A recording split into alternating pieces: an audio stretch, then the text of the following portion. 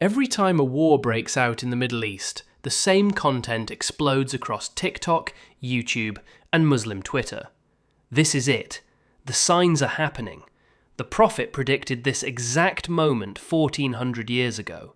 The end is now. These videos get tens of millions of views.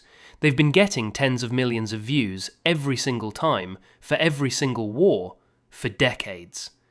And there is a problem with all of them that almost no one in the Muslim creator space wants to address.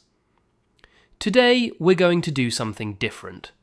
I'm going to show you what Islam actually says about end times prophecies, why a Georgetown professor of Islamic studies documented that 35% of these hadith have authentication problems by classical Muslim standards, and why every major war in Islamic history, from the 7th century until today, has been called the foretold final battle by someone with an audience.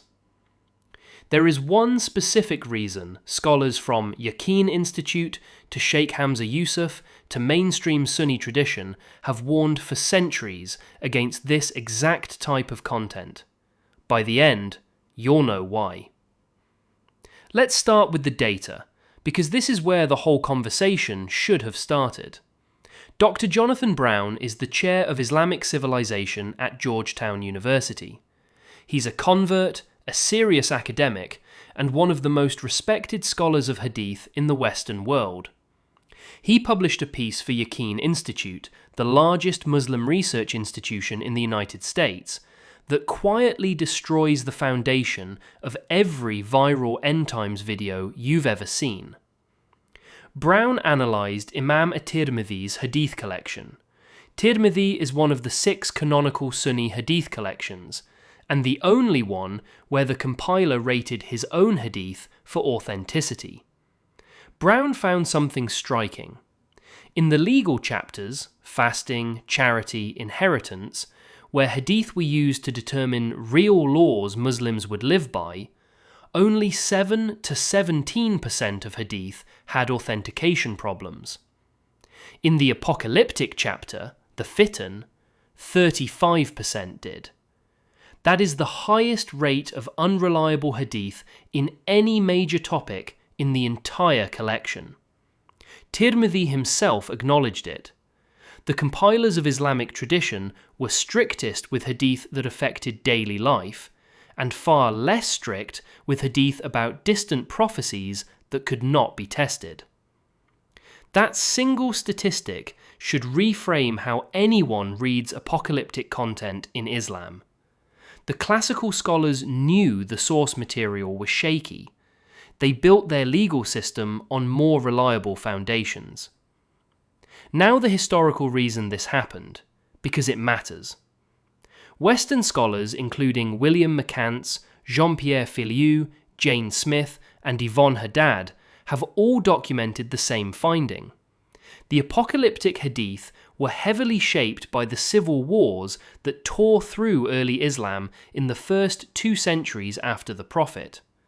The first fitna, the second fitna, the third fitna. During each of these civil wars, different political factions circulated prophecies, attributing them to the Prophet, to argue that their side was the righteous one foretold. Before and after each major battle, partisans circulated hadith to support their champion. With time, the political context was forgotten. The prophecies remained, were collected, and entered the canonical books. This is documented academic history, accepted by both Western Islamic studies and serious Sunni traditionalists who study the development of the hadith tradition honestly. So when someone on social media tells you Iran was foretold, or Israel was foretold, or the current war is the war the Prophet described, they are repeating prophecies that, in many cases, were originally produced as political propaganda during medieval civil wars between Muslims. And the timing of when this content explodes makes the case even clearer.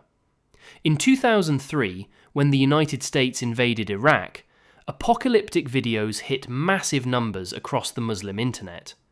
This is it. The Crusaders are here. The signs are aligning. In 2011, during the Syrian civil war, ISIS specifically named its territory and its English magazine after Dabiq, a town mentioned in a hadith they read as the prophesied site of Islam's final battle against Christendom. They used that prophecy to recruit tens of thousands of fighters from over 100 countries. In 2014, when ISIS expanded, the same videos. In 2020, the Yemen conflict. In 2023, the war in Gaza. And now, the latest tensions with Iran. The same script, the same hadith, the same content creators, repackaging the same material with new headlines. Every single war in the Middle East for the last 20 years has been called the foretold final battle by someone with a microphone. They cannot all be right. And the historical record shows the same pattern going back, war after war, century after century. Every crusade, every Mongol invasion, every Ottoman defeat, every colonial war.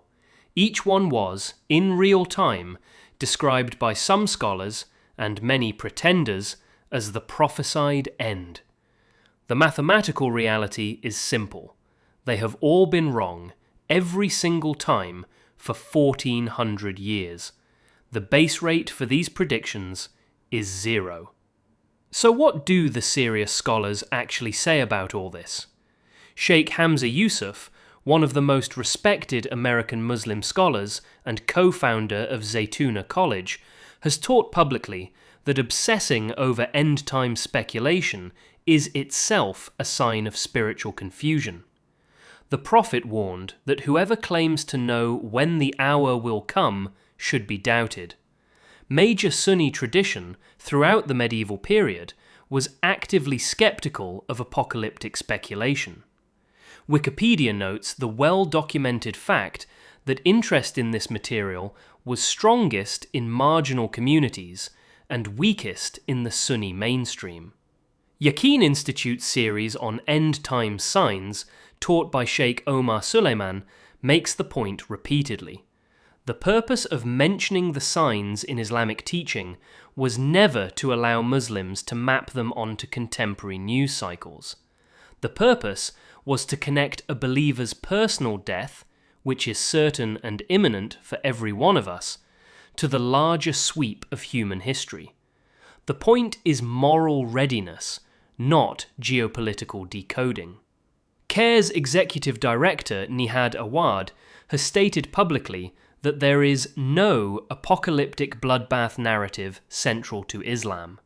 The mainstream tradition has tried, for decades, to distance itself from this content, while the algorithms have rewarded the speculators with views.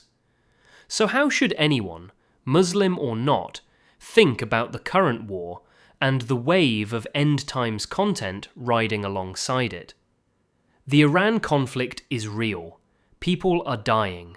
Civilians are losing homes. Families are being shattered. These are not abstract symbols in a divine drama. They are human beings whose suffering deserves attention as human suffering, not as a checklist of prophetic indicators. Treating real geopolitical violence as the unfolding of a script does two damaging things at once. It dehumanizes the actual people involved, reducing them to props. And it discourages humanitarian engagement by suggesting the outcome is preordained and therefore not really anyone's responsibility to change. The honest Islamic position is that the time of the hour is known only to God, that fixating on its signs distracts from the actual obligations of being alive right now, and that every war that has ever been called the final war has eventually ended, leaving humanity to face the next one. If something here changed how you see this kind of content, drop a comment with which part hit hardest. The 35% statistic? The Civil War history? the 1400-year track record, or the ISIS Dabiq case study. The next video gets built around the most replied ones. The current war matters. The people in it matter. Their lives are not data points in a prophecy. The Quran called life sacred, and that obligation does not pause for speculation about how it ends. I'm your Islamic friend. Assalamu alaikum. Peace be upon you.